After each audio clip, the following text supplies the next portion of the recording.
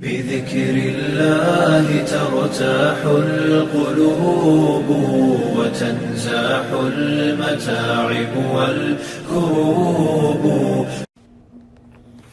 زمین اور پہاڑوں میں زلزلے قیامت کے قریب اللہ عز و جل نے جو قیامت کے حالات بیان کیے ہیں ان میں سے یہ ایک کیفیت ہے جس کو سورہ زلزال میں بھی اللہ عز و جل نے بیان فرمایا ہے کہ اذا زلزلت الارض زلزالها، اور جب زمین اپنی سخت جنبش سے ہلائی جائے گی، واخرجت الارض اثقالها، اور زمین اپنے بوجھ باہر نکال کے پھینک دے گی کہ زمین کو ایسے ارتھکویکس آئیں گے، ایسا ہلایا جائے گا، اس کی ایسی پلیٹس چینج ہوں گی کہ یہ تمام چیزیں باہر نکال کے پھینک دے گی.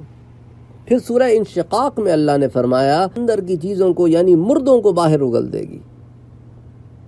وَأَلْقَتْ مَا فِيهَا وَتَخَلَّتْ، اور زمین اپنے اندر کی چیزوں کو یعنی مردوں کو باہر اگل دے گی.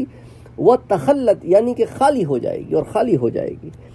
اسی طرح سورہ حج میں اللہ نے فرمایا کہ ان زلزلۃ الساعۃ شیء عظیم، کہ یہ جو قیامت کا زلزلہ ہے یہ بے شک ایک عظیم چیز ہے، ایک بہت بڑی چیز ہے.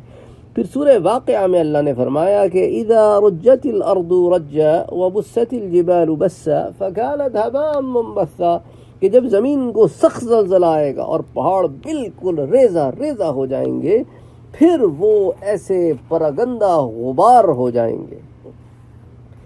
اچھا پھر سورہ مزمل میں آتا ہے یوم ترجف الارض والجبال وكانت الجبال كثيبا مهيلا، کہ جس روز کے زمین اور پہاڑ ہلنے لگیں گے، ترجف ہلنے لگیں گے. وكانت الجبال، اور پھر پہاڑ کیسے ہو جائیں گے؟ كثيبا مهيلا، بالکل ریگ رواں ہو جائیں گے. اسی طرح سورہ طٰہٰ میں اللہ عز و جل فرماتے ہیں وَيَسْأَلُونَكَ عَنِ الْجِبَالِ، اور لوگ آپ سے پہاڑوں کی نسبت پوچھتے ہیں، سو آپ فرما دیجئے کہ میرا رب ان کو بالکل اڑا دے گا.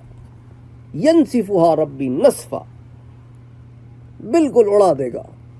پھر زمین کو ایک ہموار میدان کر دے گا، اور جس میں نہ تو ہمواری اور نہ کوئی بلندی دیکھے گا.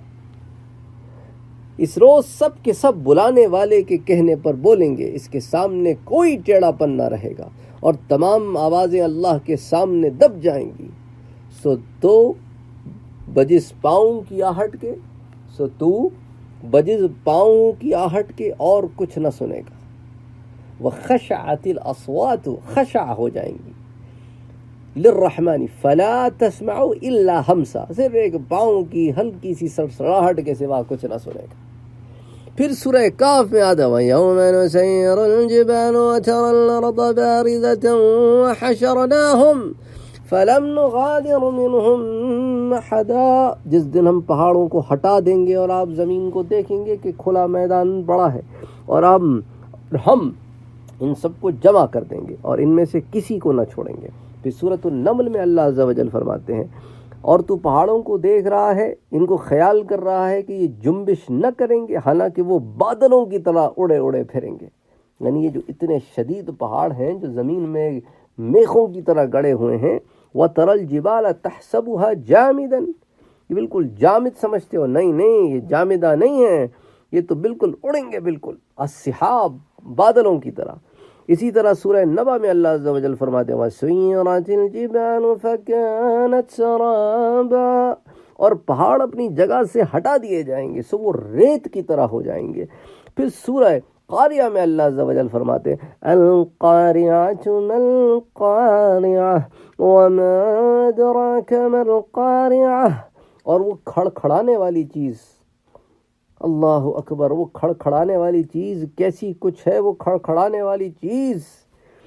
یوم یکون الناس کالفراش المبثوث، اللہ اکبر. وما ادراک ما القاریعہ، یعنی آپ کو معلوم ہے کیسی ہے وہ کھڑکھڑانے والی چیز.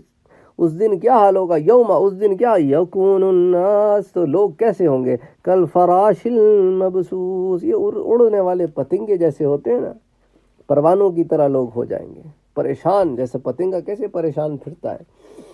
اللہ اکبر. یوم یکون الناس کالفراش المبثوث وتکون الجبال کالعہن المنفوش. اور پہاڑ کیسے ہو جائیں گے؟ یہ دھنی ہوئی رنگین اون، یہ دھنتا ہے نا، یہ روئی دھننے والا، تو کیسے دیکھتے ہیں نا جب وہ دھنتا ہے تو کیسے گال اڑتے ہیں اس کے، تو ویسی پہاڑوں کا حال ہو جائے گا کہ ایسے اڑتے پھریں گے فضا میں، خلا میں، کہ گویا یہ کچھ نہیں ہے، بس روئی کی گالیں ہیں. تو یہ زمین اور پہاڑوں میں زلزلے قائم ہوں گے اس روز.